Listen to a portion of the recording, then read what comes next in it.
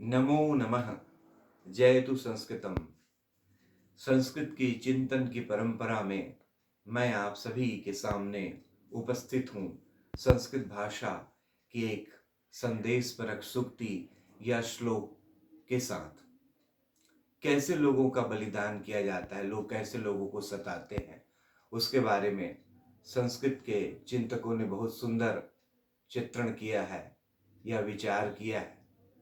श्लोक में कहा गया है, अश्वम नैव गजम नैव, अश्वम नैव गजम नैव, व्याघ्रो पुत्र नैव च, अश्वम नैव गजम नैव, व्याघ्रो पुत्र नैव नैव च, अजापुत्रम बलिम दद्यात्, देवो दुर्बल घातका। हमारे चिंतकों ने बहुत सुंदर बातें कही। अश्वम नैव, घोड़ी के बलि नहीं दी जाती। गजम नैव, हाथी भी बलवान है, शक्तिशाली जीव है, कई बार वो शेर को भी पराजित कर देता है। तो घोड़े के साथ साथ हाथी की भी बलि नहीं दी जाती।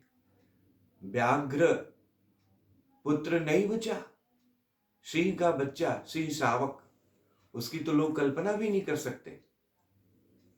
तो कहते हैं अजापुत्रम बलिम दद्यात्, अजापुत्रम, बकरे के ही बच्चे की बलि दी जाती है।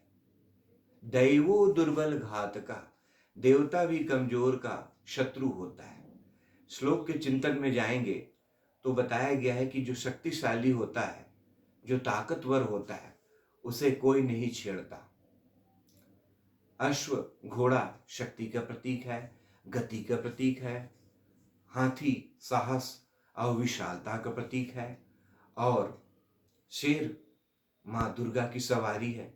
तो शेर या शेर के बच्चे की तो कल्पना आप कर भी नहीं कर सकते। तो कहते हैं अजापुत्रम बलिम दद्यात्, बकरे की बच्चा कब तक खैर मनाएगी। बकरे के बच्चे की या बकरी के बच्चे की ही बलि दी जाती है, कोई भी स्थिति हो।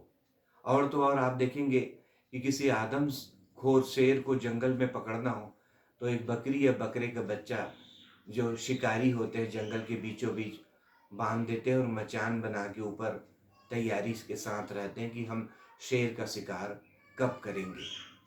तो आगे कवि ने कहा है दैवो दुर्बल घातका, जो कमजोर होता है, भाग्य विधि भी उसकी विपरीत होती है।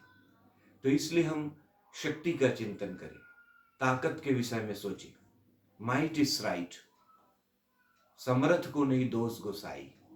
तो ये जो शक्तिशाली जीव है, जो दबंग किस्म के पशु है, इनकी बलि कोई नहीं देता। इसलिए हमारे बहुत कुछ वर्ष पूर्ण राष्ट्रीयता के उद्गाता विवेकानंद जी ने कहा था कि अगर आप कमजोरी का चिंतन करोगे तो कमजोर बनोगे, अगर आप शक्ति का चिंतन करोगे, शक्तिमान बनने का, शक्तिशाली बनने का, तो आप शक्तिशाली बनेंगे।